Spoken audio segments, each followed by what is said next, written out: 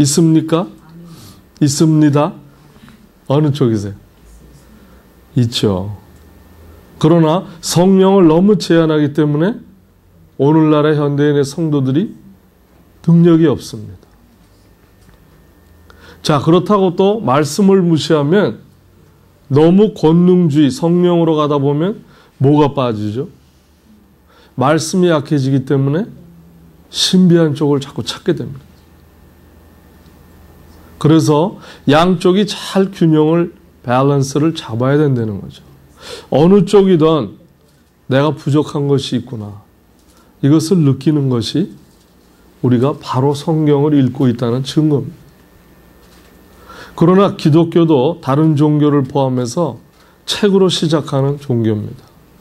성경이 없으면 기독교가 이루어지질 않아요. 그 언어, 말씀, 예수님 자신이 말씀 아닙니까? 말씀으로 모든 세상을 창조했는데 굉장히 중요한 거죠. 언어라는 것은 이것을 잘 조직적으로 정리해서 이해할 수 있도록 전달하는 방법입니다.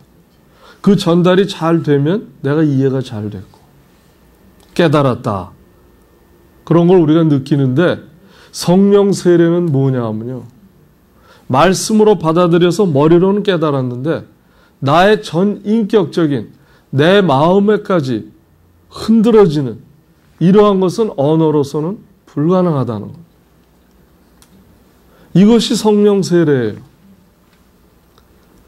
성령 세례가 오면 내가 뭔지 모르지만 내 마음이 움직이고 내가 무언가 깨달은 것 같은 이러한 자각이 달라지는 것입니다. 언어로만 받아들였을 때는 머리로 다 생각해서 맞는 이치다, 맞는 이론이다. 이해를 하지만 예수님이 성령 세례를 강압적으로 부어주실 때에는 우리 마음속에 오는 느낌이 다르다는 거예요.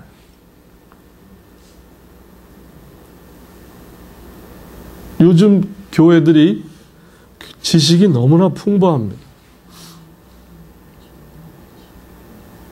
언어로서만 쭉 나열하기 때문에 이 성령의 능력이 제한돼 버리고 맙니다.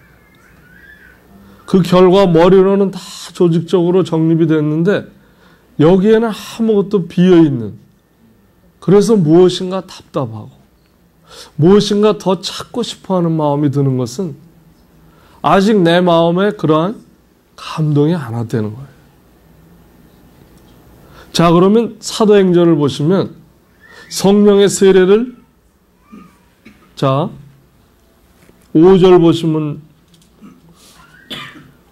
4절이군요. 예수님이 승천하시기 전에 제자들에게 분부를 하세요. 예루살렘을 떠나지 말고 아버지의 약속하신 것을 기다리라. 자, 여러분 성령 세례 받으셨습니까? 어떻게 알아요? 어떻게 압니까? 그게 제일 문제죠.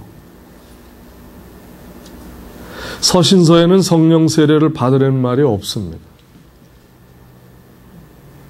서신서는 다 성령 세례를 받은 후에 성화로 가는 실천을 많이 가르치고 계십니다.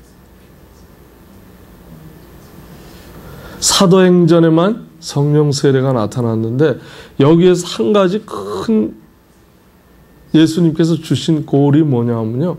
증인이 되라는 거예요.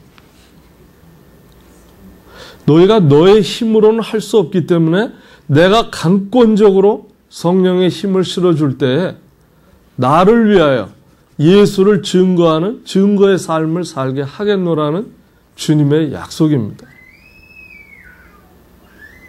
그러면 내가 성령 세례를 받았는가? 여러분 뭘로 알 수 있을까요?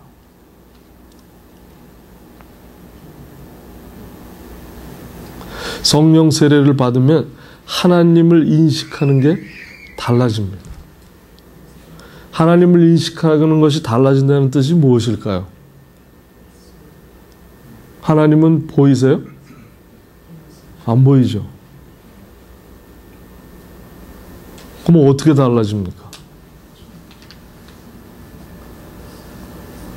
하나님이 달라지는 게 아니죠. 내가 달라지는 겁니다.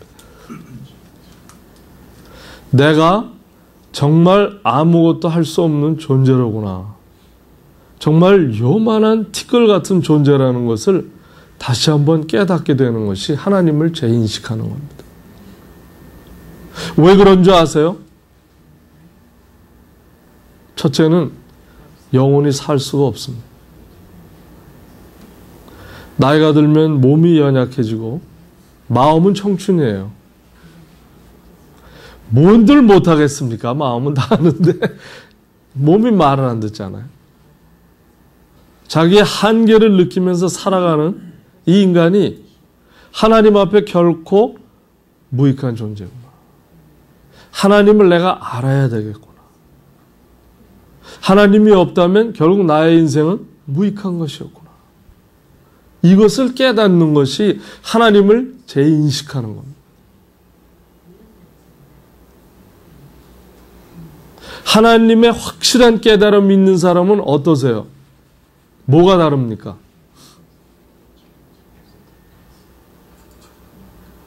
첫째, 두려움이 없죠. 왜 그렇죠? 죽으면 죽으리라. 까짓 거 죽지 뭐. 자, 이렇게 담대함이 나옵니다. 그리고 늘 기쁨이 있어요, 얼굴에. 마음의 여유가 있습니다. 좀 굴욕이나 핍박을 받아도 웃고 넘어갈 수 있어요. 왜? 아직 저 영혼은 자신이 무익하다는 것을 발견하지 못했구나. 불쌍하다. 같이 싸우려고 대드는 것이 아니라 상대가 불쌍히 보이기 시작합니다.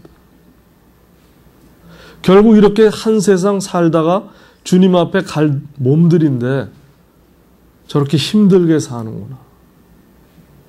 눈이 가려져서 좀 더 넓은 안목으로 세상을 보지 못하고 내 자신의 것만 몰두하느라고 장님의 삶을 사는구나. 창살이 없는 감옥에 갇혀 있는구나. 이러한 것이 분별이 되기 시작합니다. 그것이 내가 하나님을 재인식했다는 사실이에요.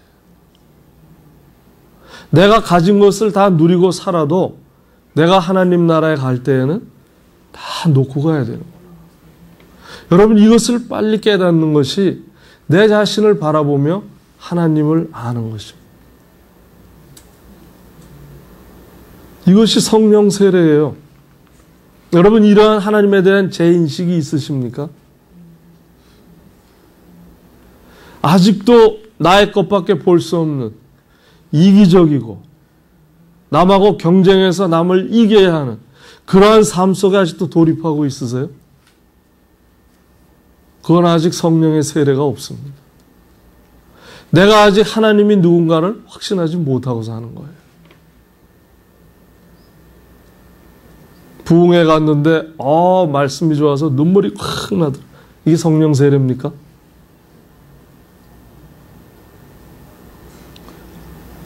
하나님을 만났구나. 이제는 울어야 되겠다. 이게 성령 세례예요? 그것은 성령 세례가 아닙니다. 내 처지와 환경이 얼마나 처절하면 하나님 말씀을 듣다 보니까 그 처지가 나랑 똑같아요. 그 눈물이 나는 겁니다. 이거하고 성령 세례하고 엇갈리시면 안 돼요. 성령 세례는 한 번 받으면 끝입니다. 하나님에 대한 제 인식이 나한테 일단 들어왔다 없어지지 않습니다. 이것이 없어졌다 하면 여러분 다시 기도하셔야 돼요. 그만큼 나는 믿음에서 멀어져 있다는 뜻입니다. 베드로전서 2장 3절에도 나옵니다. 베드로가 뭐라고 그러죠? 너희가 주의 인자하심을 맛보았으면 그렇게 해라. 이렇게 말씀합니다. 주의 인자하심이 뭡니까? 언제나 변하지 않는 분이에요. 내가 그분을 보면서 내 자신을 비춰봤을 때 내가 정말